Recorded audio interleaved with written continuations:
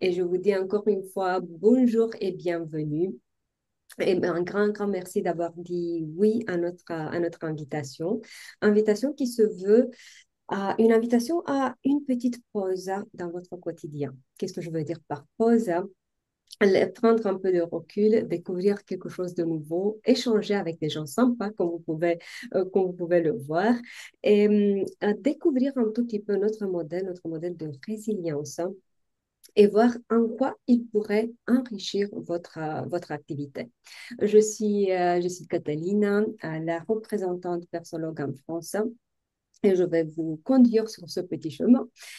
Comme vous pouvez comme vous pouvez observer, j'ai une voix très très sexy aujourd'hui qui est due à un rhume, ce qui fait que mon cerveau aussi il est un peu au ralenti. Donc n'hésitez pas à répéter deux, trois fois chaque chose si vous voyez que je capte pas suffisamment vite.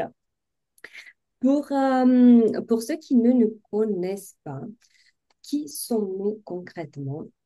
Et là, je vais reprendre mon partage d'écran.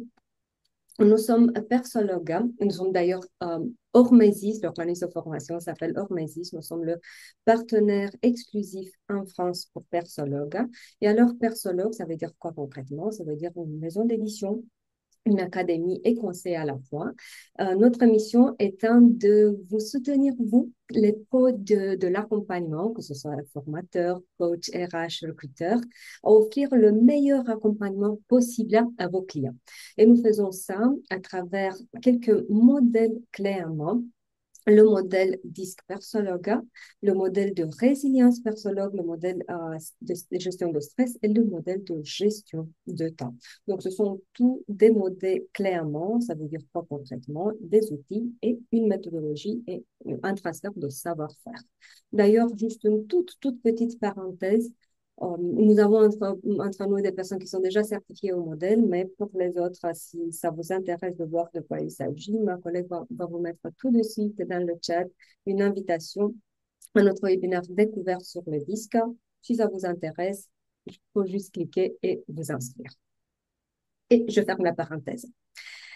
Alors, plus concrètement, quand je parle d'un modèle, alors je parle d'un kit complet de questionnaires qui va permettre d'identifier, dans le cas de notre modèle de résilience, par exemple, d'identifier le niveau de résilience de la personne, des profils dans le cadre desquels on retrouve la restitution des questionnaires et des éléments qui permettent d'accompagner le développement des jeux de livres. Une plateforme, l'accès à une plateforme qui vous permet d'acheter et de gérer les profils en toute autonomie et bien sûr la certification qui vous donne le droit d'utilisation et bien sûr aussi le savoir-faire d'utilisation. Dans dans notre petite heure qu'on a à la disposition, je vous invite à quoi concrètement? À ce qu'on survole le modèle de résilience. Donc, on voit de quoi il s'agit concrètement. On va définir ensemble la résilience et ensuite voir ce qu'on trouve au cadre du modèle, en quoi il peut vous être utile, quels sont les bénéfices, quand et comment l'utiliser. Et bien sûr, on va jouer aussi un tout petit peu. Donc, je vais vous proposer une activité pour que vous ayez un petit goût de à quoi ça peut ressembler l'utilisation du modèle si vous décidez de l'intégrer dans vos activités. Donc, juste rapidement, quelques petites règles du jeu. Pas de session spéciale de questions et de réponses à la fin, donc faites-les venir vraiment au fil de l'eau. Je vais faire de mon mieux de répondre. Et dites-moi, s'il vous plaît, si vous avez peut-être une question très spécifique à laquelle vous voudriez avoir la réponse jusqu'à la fin ou une attente, euh, un besoin spécifique dont je devrais tenir compte. C'est le moment d'être exigeant. Eh ben moi, je veux juste tout simplement savoir qu'est-ce que c'est exactement le modèle là OK. et en quoi ça pourrait m'être utile.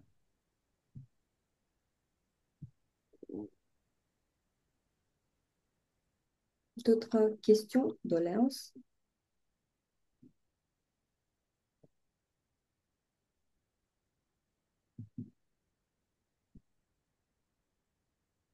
Bon, sinon, je vais interpréter votre silence comme qu'il n'y a rien de spécifique hein, et je continue.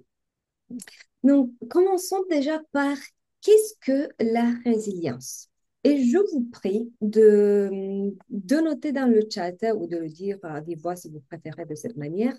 Qu'est-ce que pour vous la résilience? Donc, comment vous définissez dans vos mots la résilience?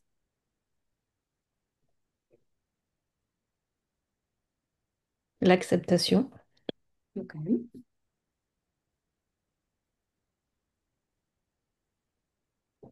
Sortir d'une période qui a été particulièrement difficile et puis pour se reconstruire. Ok. Essayer d'en sortir. Excusez-moi, je suis très en retard. Je vous prie de m'excuser.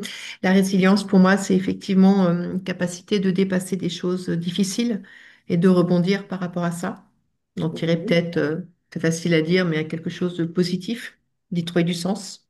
Mhm. Moi, je vais rebondir sur ce que vient de dire Céline. C'est pareil, avec en plus la forme d'apprentissage qu'il y a derrière. Donc, voir comment on peut transformer une situation qui peut être complexe, douloureuse, comme une force et comme un tremplin pour en apprendre, j'allais dire, la quintessence de ce que ça signifie derrière, quoi. Mhm. C'est une excellente nouvelle. Bah, en fait, je n'ai plus rien à vous dire. On peut s'arrêter là. Donc, je suis complètement en phase avec vous tous. Et effectivement, c'est l'explication que nous donnons, nous aussi, à la résilience. Donc, pour ceux qui ne savent pas, le mot en soi, résilience, ça vient du latin, comme moitié de mot, resilire, qui voulait dire quoi? Revenir à l'état initial. Donc, ça, c'est le sens vraiment premier. Maintenant, dans la psychologie, bien sûr que ça a évolué. Et ça a évolué dans le sens de être résistant, faire face aux tempêtes et revenir, peut-être pas nécessairement de la même manière. Pourquoi? Parce que comme Muriel le disait aussi, on parle aussi de ce que j'ai appris pendant ce qui m'est arrivé. Donc, bref, ça va être résistant, savoir être flexible, savoir avoir suffisamment de confiance en soi pour avoir la conscience de la croyance que ça va se passer bien, savoir mieux gérer les coups du destin, surmonter des changements, ressortir finalement plus fort de ce qui nous est arrivé. Donc, oui, rebondir, mais rebondir avec l'apprentissage de je sais comment faire mieux une prochaine fois et j'accepte ce qui ne peut plus être changé. Et la bonne chose, c'est que la résilience n'est pas une compétence innée ou figée même. Ça va être quoi concrètement? Ça va être plutôt un set de compétences qui peuvent être toutes entraînées. La, celle que nous considérons un peu la précurseur du modèle, d'une certaine manière aussi la fondatrice, si vous voulez, dans le sens de, c'est la première qui a parlé de la résilience en termes de facteurs de protection. Et c'est ça ce qui a considéré pour nous l'inspiration, la source d'inspiration quand nous avons créé chez Persologue le modèle de résilience. Donc, c'est Amy Werner qui avait mentionné cet aspect de facteur de protection en ce qui tient des facteurs de résilience. Et alors, concrètement, euh, chez nous, la résilience, on la regarde de manière holistique hein, et on la regarde de trois points de vue. Bien sûr que le moment où on est en entreprise, on souhaite avoir une résilience par rapport à l'entreprise. En même temps, si on regarde directement la résilience de l'entreprise, on risque de louper des facteurs très, très importants.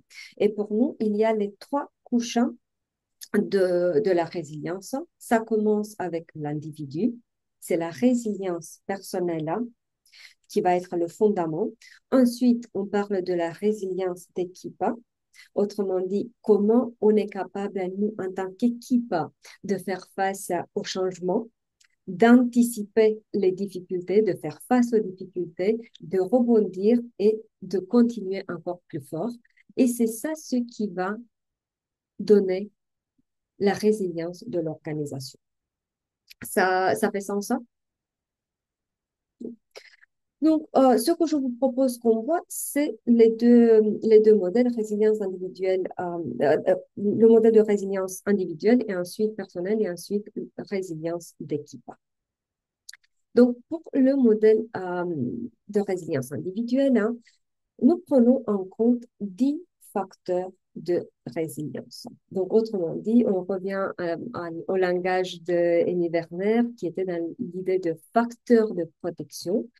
Ça veut dire quoi concrètement? Ça veut dire que on n'est pas résilient, qu'on n'est pas résilient. Ce n'est pas quelque chose en noir et blanc, ce n'est pas quelque chose en l'absolu, ce n'est même pas quelque chose qui ne peut pas être changé, amélioré et qui ne va pas évoluer au fil du temps vers le mieux ou vers le pire aussi. Ça peut évoluer.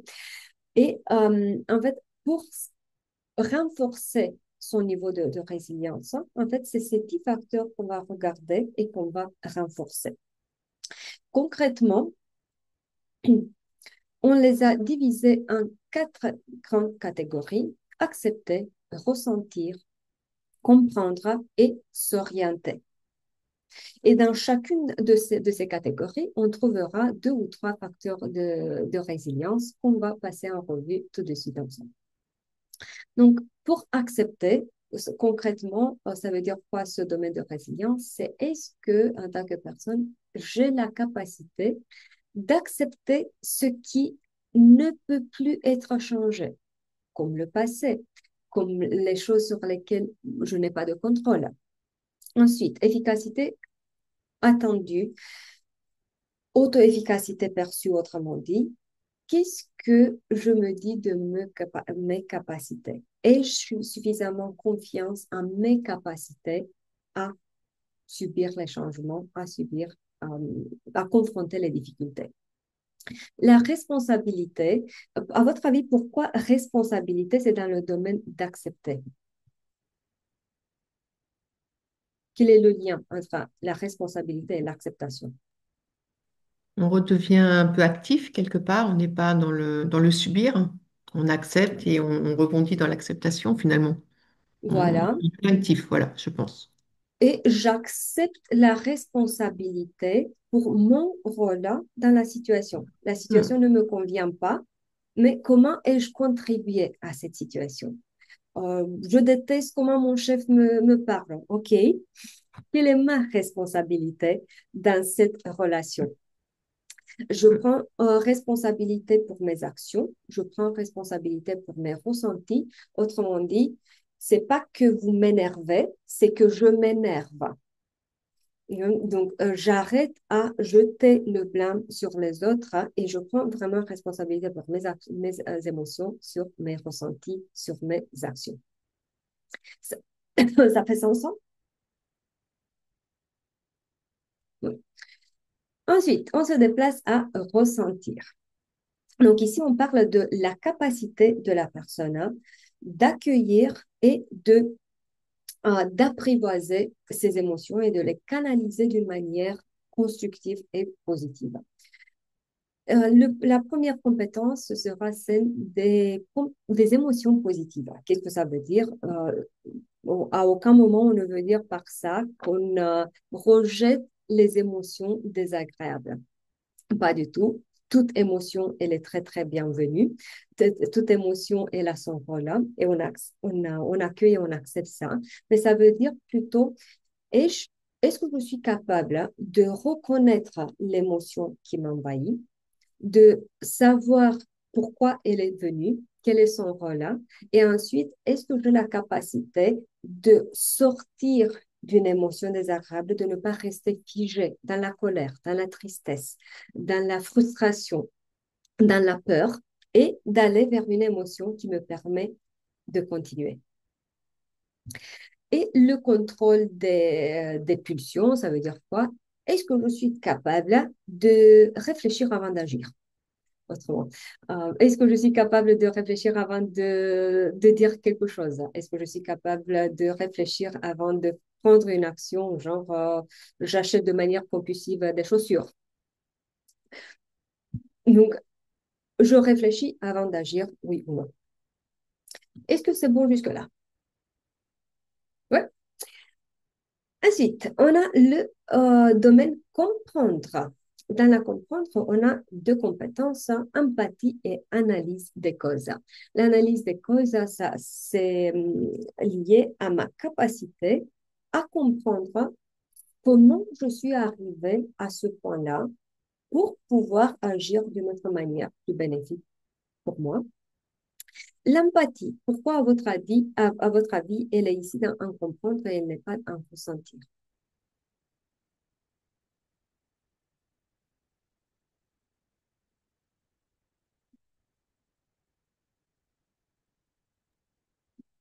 Bah, comprendre le point de vue de l'autre Mhm. sans forcément juger, hein, sans forcément avoir trop d'empathie ou se mettre trop à sa place, mais juste la comprendre, l'entendre, dire OK, je t'entends. Et je pense que là, elle demande un certain recul. Donc la ressentie, c'est plutôt l'émotion impulsive. Là, la compréhension, c'est plutôt avec un certain recul, peut-être plus la compréhension de l'ordre du mental, plus que de l'émotionnel. Voilà, donc on fait la distinction entre empathie et sympathie. Ce n'est pas question de ressentir ce que l'autre ressent, mais c'est plus question de je suis capable de comprendre son comportement, ses intentions, sa logique, sa propre logique des choses, hein, pour que je puisse agir de manière appropriée. Et pourquoi, à votre avis, l'empathie, elle va être un facteur de résilience? Ça, c'est une question que je reçois presque toujours. On comprend au sens général pourquoi l'empathie elle est importante, mais pourquoi elle est importante en tant que facteur de résilience? Parce que quand on comprend le point de vue des autres, on se place moins comme une victime. Et du coup, on est capable de raisonner de manière plus constructive. Mhm. Oui. N'oubliez pas que empathie, ce n'est pas que envers les autres, hein, c'est aussi C'est envers envers soi-même, moi-même, surtout. hein. OK? Mm. Ce qui va favoriser l'acceptation aussi, l'acceptation de soi avec toutes ses failles. Malheureusement, on n'est pas parfait. Et Et voilà, juste deux raisons et ça, on peut continuer la liste. Et on continue avec s'orienter. Dans s'orienter, on trouve quoi? On trouve trois facteurs de résilience. L'optimisme réaliste, hein, qui se traduit par quoi? Cette croyance, hein, tout est noir autour de nous, mais cette croyance que la lumière, elle est là quelque part. On va réussir d'une façon ou d'une autre, hein. Mais en même temps, optimiste réaliste, hein. Donc oui, la tête dans les nuages, mais les pieds bien sur terre. J'ai conscience en même temps de la situation, de ces risques, hein. Je ne saute pas sans parachute, hein. C'est juste que je crois que ça va aller. Ensuite, la recherche de solutions, j'ai toujours trouvé qu'en anglais, ça sonne un peu mieux, solution oriented. Le fait d'être orienté à la recherche de solutions, le fait euh, au lieu de rester concentré uniquement sur ce qui ne va pas, la capacité de se poser la question, OK, on est là, ça ne nous convient pas, qu'est-ce qui est possible? Même quand tout paraît impossible, qu'est-ce qui est quand même possible? Et le support social. Et là, je reviens vers vous avec la question, pourquoi, à votre avis, le support social fait partie de ce domaine? À quoi ça nous aide déjà? Pourquoi s'orienter? Pardon, le support social, pourquoi c'est une compétence de résilience? bah, déjà, on accepte de demander de l'aide, ce qui n'est pas évident, de se sentir soutenu. Effectivement, demander de l'aide, déjà, ça demande beaucoup de courage. Ça veut dire qu'on est dans l'acceptation justement de nos difficultés et de nos limites, mais qu'on a envie de s'en sortir. Donc, pouvoir compter sur le support social et les autres, c'est important, plutôt que de rester seul dans son rôle de victime, comme disait je ne sais plus qui. Donc, important, oui, de pouvoir compter sur les autres. En tout cas, de Voilà. demander de l'aide.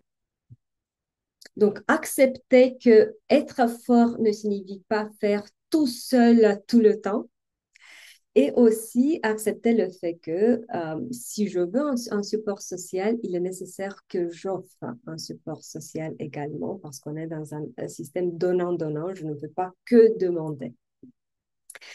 Donc voilà, ce sont les 10 facteurs de résilience que nous prenons en compte et que nous évaluons, nous mesurons à travers le modèle et qu'ensuite nous renforçons à travers les outils qui sont proposés, qui sont mis à la disposition dans la suite. Qu'en pensez-vous?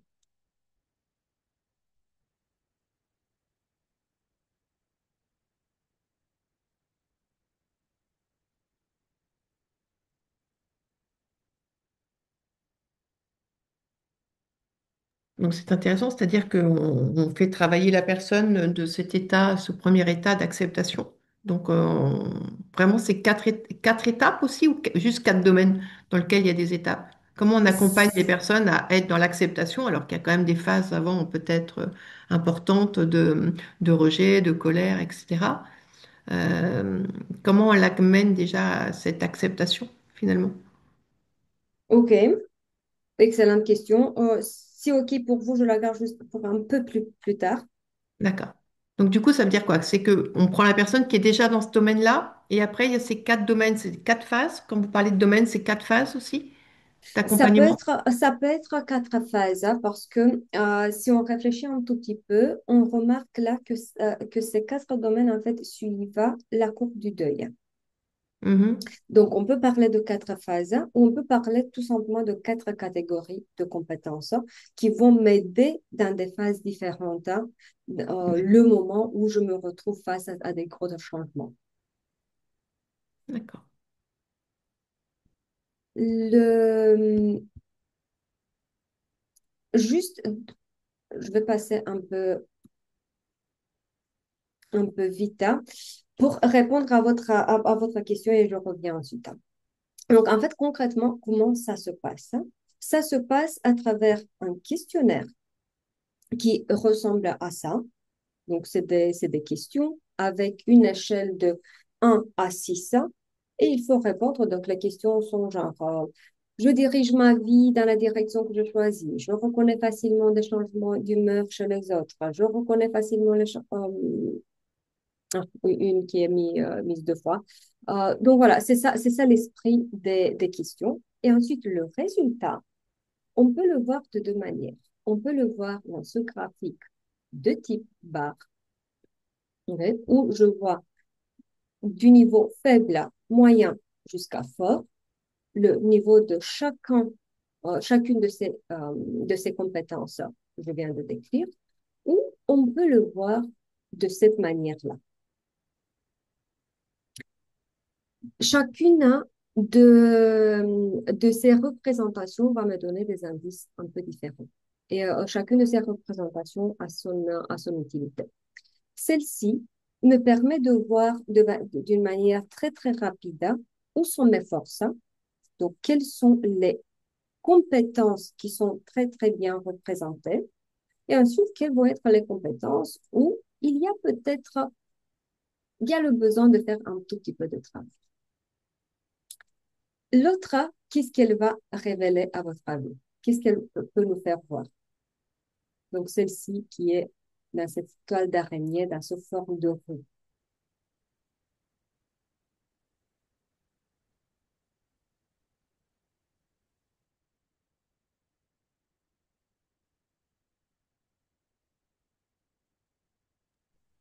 Bah, déjà de voir s'il y a une certaine homogénéité ou s'il y a des domaines qui sont plus déséquilibrés que d'autres. Voilà. On peut prendre vraiment la métaphore d'une roue. Et la roue, elle a besoin de quoi pour qu'elle puisse rouler? Elle Bah, aura besoin de cette homogénéité que vous disiez. Et alors, cette vue peut me permettre de voir les décalages, les écarts de niveau d'une compétence à une autre et de faire les comparaisons en termes de en quoi ça m'aide que l'acceptation soit tellement élevé. Donc là, on parle de l'acceptation de moi en tant que personne, hein. Donc l'efficacité autoperçue qui est très, très élevée. Mais comment ça se combine hein, avec une autre compétence hein, qui aura un niveau assez faible? Et le fait qu'elles soient les deux, par exemple, le support social très faible avec efficacité autoperçue très élevée, qu'est-ce que ça veut dire de la personne? Et ça peut montrer les moments où pour une personne, hein, une certaine compétence, hein, en fait, le fait qu'elle soit très, très élevée, ça peut travailler contre la personne. Pourquoi? Parce que pour elle, ça se traduit par le je dois faire tout moi-même toute seule. Quand? Toujours. Donc voilà juste un exemple de ce que l'on peut voir qu'on fait euh, concrètement, qu'on fait passer le questionnaire et les informations qu'on peut voir à l'intérieur. Est-ce que j'ai répondu à votre question d'avant, de comment on travaille? Donc, on a le point de départ qui est le questionnaire, les diagrammes que l'on obtient, et ensuite, on décide, donc on aura un cahier d'exercice qui sera proposé pour toutes les compétences, et en fonction du type d'accompagnement que j'aurai, c'est pas la même chose que ce soit individuel et on voit directement à ce qui préoccupe la personne, hein, ou si c'est un accompagnement de groupe, hein, et alors on peut passer par toutes les compétences. Donc, ça va dépendre d'un type d'accompagnement à un autre, comment je le fais. Ah, juste une autre question, parce Mhm. qu'effectivement, souvent, quand on parle de résilience, on parle plus ou moins de traumatisme. Euh, Est-ce que votre accompagnement est ciblé plus pour des personnes qui ont vécu des choses compliquées et qui n'ont pas réussi à les dépasser, ou ça peut s'adapter au quotidien pour juste des conflits professionnels, relationnels, ou à quel type de personnes vous accompagnez? Je ne crois pas que le modèle soit nécessairement adapté en situation de conflit. Si on est en situation de conflit, le modèle DISC, par exemple, il sera beaucoup plus adapté. Pourquoi? Parce que le modèle DISC donne cette euh, clé de lecture sur le comportement de l'autre, les besoins qui sont derrière et qu'est-ce il serait nécessaire de ma part que je fasse différemment pour que la relation aille mieux. Et en plus, des différentes étapes de découverte, nous avons une étape de découverte qui cible vraiment gestion de conflit, quel est mon comportement lors d'une situation conflictuelle et comment mon comportement va impacter l'autre, la relation et moi-même et même. Si on parle uniquement du profil de résilience, lui, il va être plus adapté déjà un format à tout moment où je veux être en mode plutôt prévention. Pas besoin d'atteindre un burn-out, pas besoin d'attendre que les choses n'aillent pas bien, mais plutôt je m'occupe de tout ça quand j'ai l'énergie, en fait, de construire ces compétences, de prendre conscience et de construire. Donc, ça peut être fait à tout moment ou ça peut être fait effectivement suite à une chute perçue pour la reconstruction, pour aider la personne à prendre responsabilité, sa part de responsabilité dans ce qui s'est passé, à accepter les choses, à gagner encore une fois un optimisme, à s'orienter vers des solutions une fois qu'elle a fait le process de deuil. Le moment où ça ne va pas être du tout utile, c'est quand la personne est dans la crise, quand la personne est en burn-out. Donc, ce n'est pas à ce moment qu'on vient avec ce genre d'outil. C'est une évidence. Donc là, ça va être thérapie.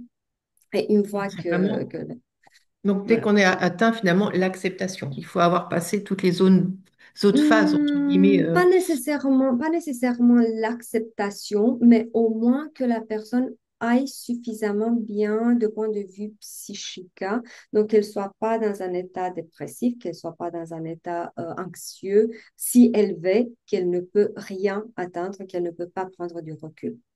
Hmm, ok, Ok. d'accord. Bon, je vous propose qu'on regarde ensemble. Donc, avant qu'on jette un œil aussi sur la partie euh, résilience d'équipe, hein. qu'on regarde ensemble un des facteurs. Donc, on va mettre le focus sur un des facteurs et on va expérimenter aussi une petite activité pour que vous voyez à quoi ça peut ressembler ce qui vous est proposé. Donc, je choisis pour vous et on va mettre le focus sur l'acceptation. Comme vous pouvez le voir, c'est une démocratie assez limitée ici. Donc, l'acceptation, encore une fois, ça veut dire quoi? Ça veut dire accepter tout ce qui tient du passé. Si j'ai fait une boulette, si j'ai dit quelque chose de malheureux à quelqu'un, c'est fait déjà. Rester sur ça, ruminer, revoir le moment chaque soir quand je me mets au lit, ça ne sert à rien. S'accepter, comme je disais, soi-même, hein, avec ses forces, mais aussi avec ses failles. Intégrer les pertes, intégrer les revers, les incidents non souhaités de la vie. Bien sûr qu'on a des projections, bien sûr qu'on souhaite que les choses soient d'une certaine façon, mais parfois, les choses sont comme elles sont. Donc, c'est la capacité d'accepter la réalité devant soi. Attention, ça ne veut pas dire se résigner. Un exemple très concret, je n'ai pas eu suffisamment d'argent pour m'acheter l'appartement de mes rêves. Ça ne signifie pas que je ne continue à cumuler, à faire en sorte qu'un certain jour, j'ai l'appartement de mes rêves, hein, mais en même temps, je prends le plaisir de ce que j'ai pu acheter, au lieu d'être dans le deuil inachevé de ce que j'aurais pu avoir si, uniquement si. Et accepter les choses sur lesquelles on n'a pas de contrôle, que ce soit la météo, que ce soit le comportement d'un conjoint, d'une collègue. Donc, si on n'a pas contrôle, si ça ne tient pas de notre zone d'influence, gagner en capacité d'acceptation. À votre avis, à quoi ça sert l'acceptation? Pourquoi il est important qu'on l'intègre, qu'on la travaille, qu'on la renforce? Justement, ça nous responsabilise, c'est-à-dire que quand on accepte les choses, on peut aller de l'avant. Si on les refusant, qu'on reste sur place. Le fait d'accepter et de prendre sa responsabilité nous redonne du pouvoir. On se dit qu'on peut intervenir aussi, du coup, puisqu'on a une part de responsabilité, on a une part d'action possible. On n'est pas encore bon, ici à la responsabilité. Ici, c'est Ah, juste d'accord, acceptation. Donc, c'était le domaine accepté, mais là, c'est juste acceptation de ce qui ne d'accord. peut pas être changé. Ça permet Mhm. de lâcher prise, je dirais. Oui. OK. Si je ne travaille pas l'acceptation, qu'est-ce qui se passe? Quel est le prix à payer? Bah, de stagner finalement, de vivre de la rancœur, de vivre de la frustration. Mhm. Et ouais, je pense pour moi, quand on n'accepte pas les choses, on se rebelle contre quelque chose contre lequel on n'a pas de pouvoir finalement. Mhm. Donc, concrètement, ça se traduit par quoi? Une perte continue d'énergie. Mhm. Énergie qui pourrait aller dans quelque chose d'autre.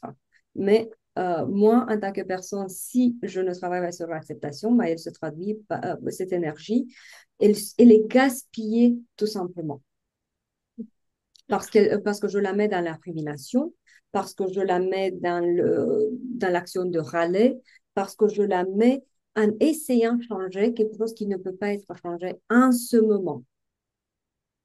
Bon, alors, une petite activité que je vous propose, et là, ce qu'on va faire, c'est qu'on va prendre 10 minutes. Je vous enverrai dans deux petites salles. Et là, pour tester cette petite activité, donc, l'activité s'appelle Change it, leave it, love it. Change-le, quitte-le, sinon, apprécie-le. Un exemple très, très concret. Je me retrouve dans disons, j'ai un boulot que je n'aime pas trop.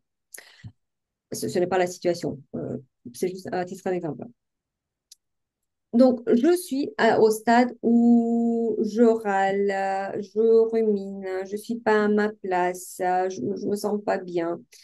Bon, comme je disais, le risque, si je continue à ça, c'est de gaspiller de l'énergie. Et alors, la technique, qu'est-ce qu'elle nous propose? C'est de réfléchir à trois questions, de réfléchir et répondre à trois questions. Qu'est-ce que je peux changer à la situation? Peut-être que je pourrais demander qu'on me donne des nouvelles missions. Peut-être que je pourrais demander qu'on m'envoie dans un autre département. Ou peut-être que la réponse est bah, pas rien, parce qu'en fait, j'ai tout essayé, je ne peux plus rien changer. OK, super. Deuxième question. Suis-je prête à quitter cette situation? Est-ce que je peux démissionner et partir vers quelque chose d'autre? La réponse peut être oui. La réponse peut être aussi pas trop parce que j'ai un prêt, parce que j'ai quatre enfants, parce que, voilà, plein de raisons.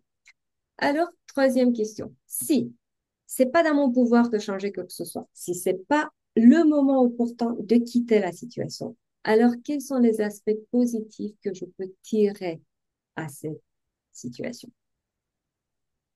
Et là, ça pourrait être en fait l'atmosphère en soi, c'est super. Les collègues sont super, super bien. C'est très près de chez moi. Voilà. Et le moment où j'arrive à trouver ces aspects, en fait, qu'est-ce qui se passe? Ah, ce qui se passe, c'est que l'attention, donc il y a un recadrage automatique qui se passe. Au lieu que l'attention soit toujours sur ce qui n'allait pas, là, j'arrive à puiser de l'énergie dans ce qui va en ce moment. Ça fait sens? Je vous invite à faire une petite capture d'écran pendant que moi je fais les deux salles. Je vois qu'il y a une personne entre nous, HP. Si vous êtes avec nous, faites-moi signe pour que je sache si je vous inclus dans les salles ou pas. Euh, la question, c'est si on était HP, c'est ça? Non, non, non, non, pardon. Je disais, oui, donc elle nous répond, c'est Asia. Donc il y a une vignette noire avec, c'est marqué juste HP. Et je D'accord. voulais juste savoir si elle est avec nous et si elle peut contribuer pour savoir si je l'inclus dans les salles. Donc, les autres, je vous prie, faites la capture d'écran.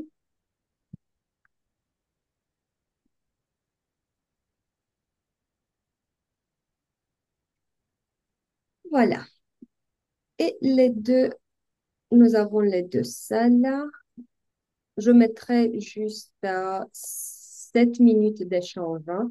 Donc, ça va être à une personne hein, qui choisit une situation qui n'est pas géniale en ce moment pour vous entraîner en fait à voir qu'est-ce qui se passe si on applique cette technique.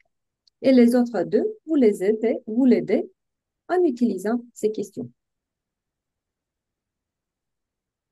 C'est bon? Alors, l'univers a dit qu'on a Gaël, Muriel et Célan. Ça se prononce bien Célan, c'est pas un E qui manque, c'est ça? Et ensuite, on a Asia avec Marianne et avec Mouna dans l'autre salle. Dites-moi, s'il vous plaît, s'il y a des questions avant que je fasse les salles. C'est bon? Super. Alors, amusez-vous bien. On se retrouve en 7 minutes.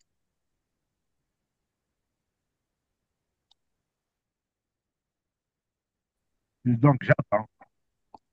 D'accord. OK. Bien revenu. On attend que les autres de l'autre groupe arrivent eux aussi. Vous avez été très rapide, les filles.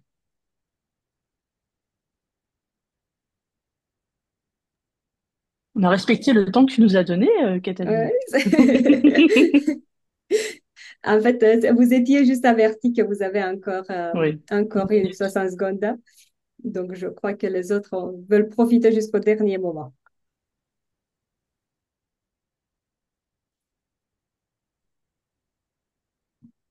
Et les voilà. Bon, comment ça s'est passé? Oh bah, très bien. J'ai ressenti beaucoup d'empathie, ça m'a fait du bien.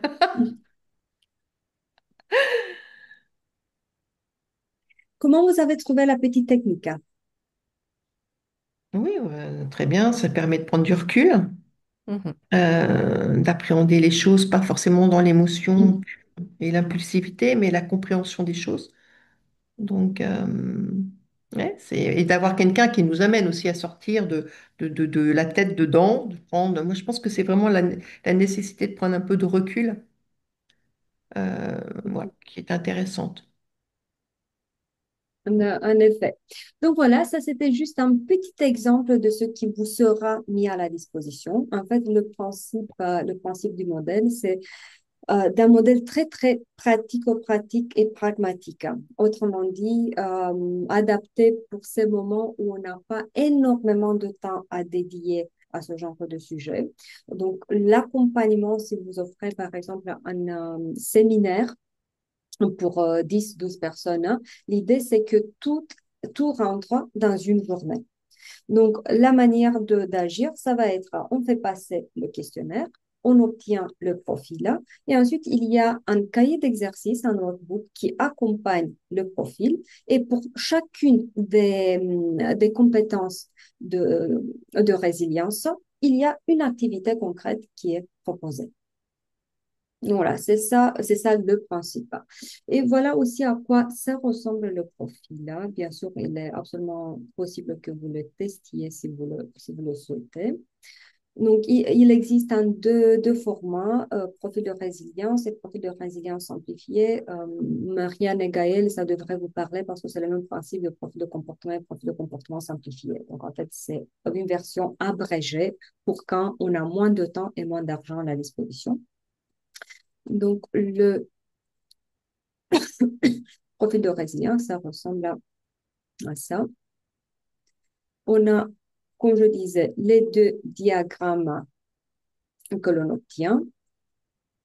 On a les réponses que la personne a données à son questionnaire, le moment où elle s'interroge de comment vous êtes arrivé à ce résultat. C'est comme ça qu'on est arrivé à ce résultat.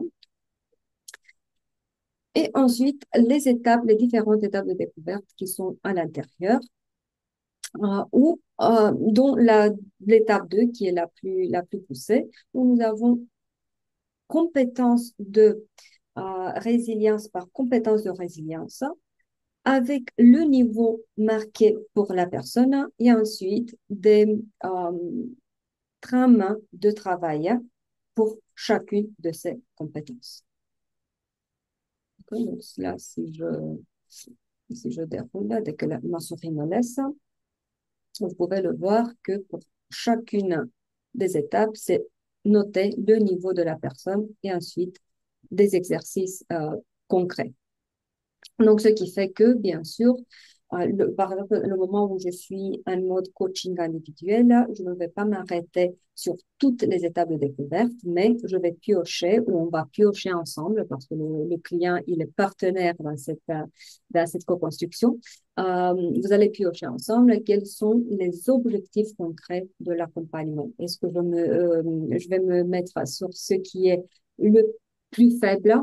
Est-ce que je vais me mettre sur les facteurs de résilience où je vois un écart très, très grand, quelles vont être effectivement mes priorités du moment. On vous enverra tout ça pour que vous puissiez les feuilleter à votre rythme.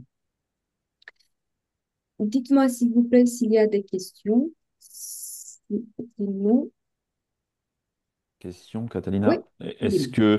que du coup, c'est les quatre modèles, on est d'accord? Donc, comme un petit peu dans le modèle le 10, où il y en a 20, c'est ça en gros? Ou Quatre catégories, disons. quatre catégories? Ok, Oui. d'accord. Et du coup, après, on peut le travailler. Comment je pourrais dire ça? Il y a aussi un petit peu les solutions pour les travailler, c'est ça? Oui, c'est ça.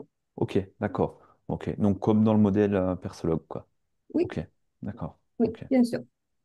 Donc, ce qui fait que lors de la certification, bien sûr, on va travailler aussi comment avoir un regard sur les graphiques, qu'est-ce qu'on voit au-delà de ce que la restitution elle offert, comment lire les écarts entre une certaine compétence et une autre, comment ça s'influe réciproquement, etc. Donc, jusque-là, on a discuté résilience personnelle, hein. J'aimerais vous montrer rapidement aussi à quoi ça ressemble, hein, le moment où on veut se focaliser aussi sur la résilience d'équipe. Donc, le principe, il est le même. un questionnaire, des graphiques que l'on obtient et ensuite un accompagnement qui est possible pour l'équipe cette fois-ci. Donc, si pour la résilience individuelle personnelle, le symbole, vous avez vu, c'était le tronc de l'arbre, cette fois-ci, c'est un principe japonais. Oui. Voilà. Euh, pour l'équipe, voici les facteurs de résilience qui seront évalués, mesurés, pris en compte. Là, le sens, donc on a les situations difficiles et la résilience en tant qu'équipe, ça va être en fait la capacité de l'équipe de rebondir, la capacité de l'équipe à faire face aux changements, aux difficultés, aux crises. Et alors, j'aurai le sens que l'on donne à ce qu'on fait, la sécurité psychologique, la clarté et la structure, l'efficacité perçue de l'équipe, est-ce qu'on croit en nous en tant qu'équipe, l'orientation vers l'action et vers la solution. Est-ce qu'on est en mode proactif ou est-ce qu'on subit plutôt des choses? Et la capacité collective d'apprendre. Et le principe, il va être exactement le même comme je disais, questionnaire. On évalue à travers le questionnaire, on obtient un graphique, les graphiques, les profils, et ensuite on accompagne l'équipe. Quels sont, à votre avis, les bénéfices potentiels, le moment où on utilise les modèles résilience personnelle et résilience d'équipe? Qu'est-ce que ça permet pour les personnes? Qu'est-ce que ça rend possible? La cohésion d'équipe. Je ne sais pas si c'est cohésion. Encore une fois, là, je crois que la cohésion, on la travaille un peu plus avec le modèle DISCA. Ici, Ouais. on parle plus de performance durable. Ok. Commençons déjà avec l'outil résilience personnelle. Qu'est-ce qui va permettre pour la personne accompagnée?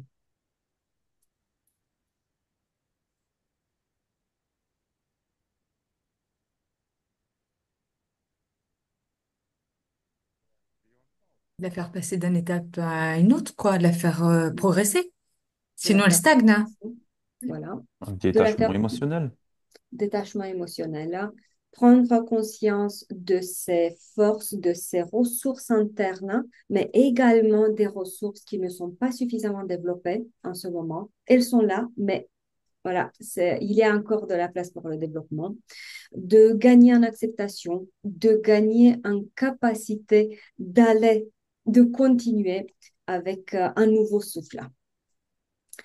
Et en tant qu'équipe, comme je disais, cette capacité de gagner, pas seulement en performance, mais en performance durable. Parce que finalement, c'est ça ce qu'on souhaite. Ce n'est pas juste des pics de performance.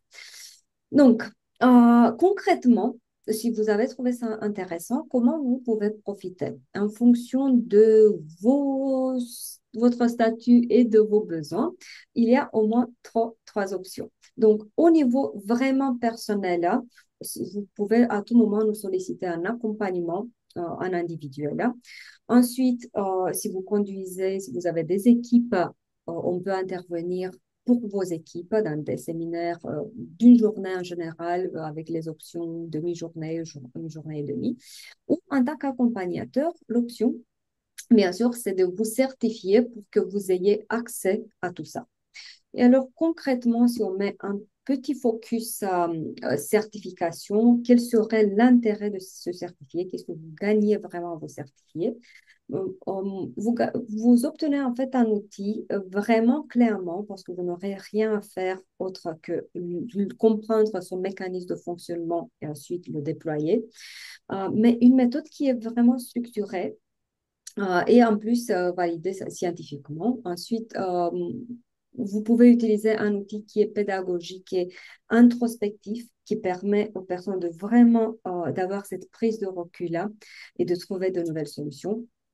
et de s'enrichir aussi avec un outil qui travaille dans le transversal parce que ça peut aller très bien dans les accompagnements individuels que dans les accompagnements de groupe et dans les accompagnements d'équipe.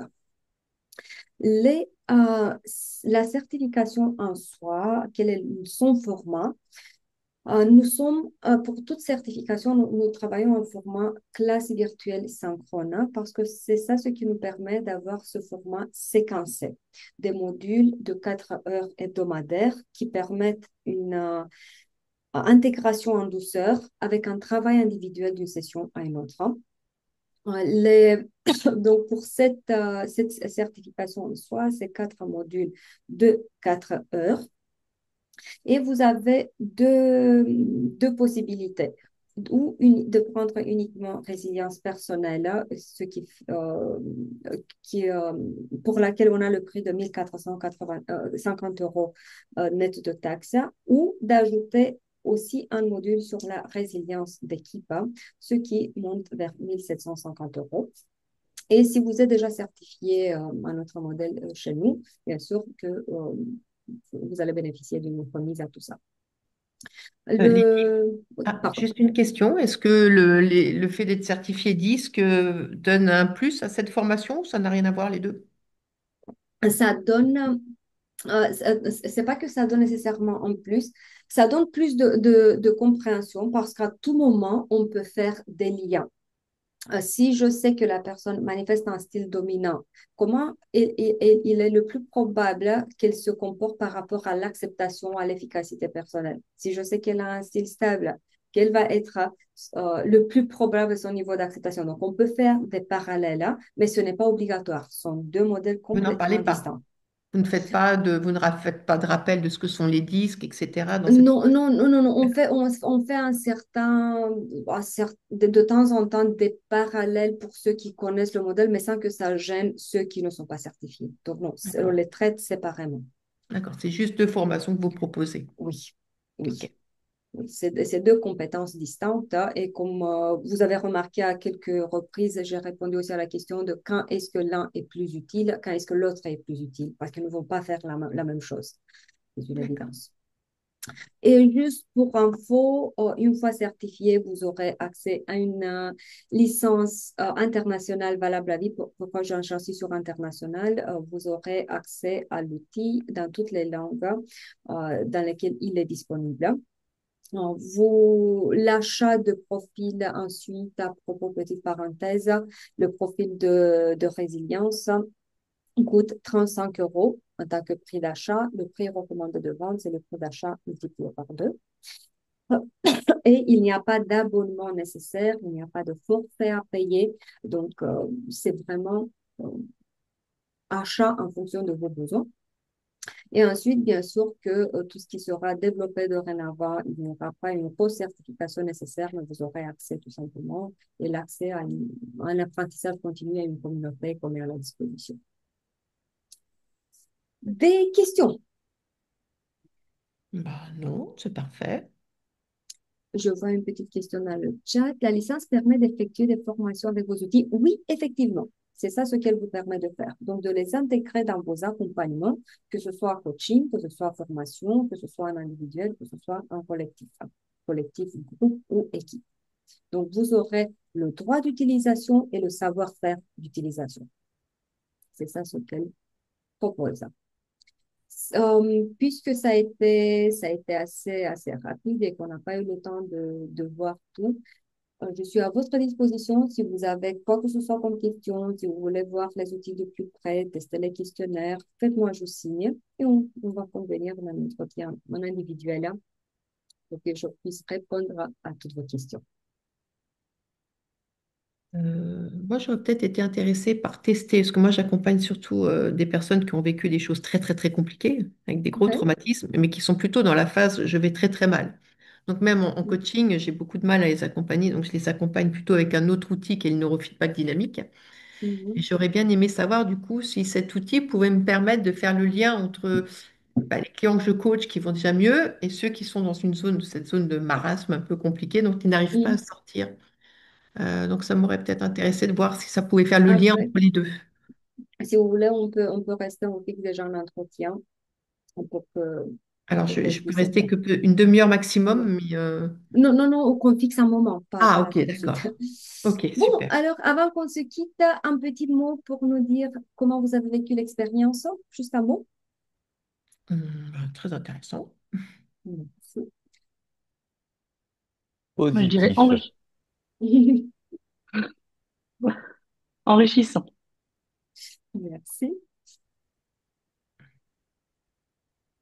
Moi, je vous dis un grand, grand merci pour votre présence, votre participation et je vous dis aussi à très bientôt.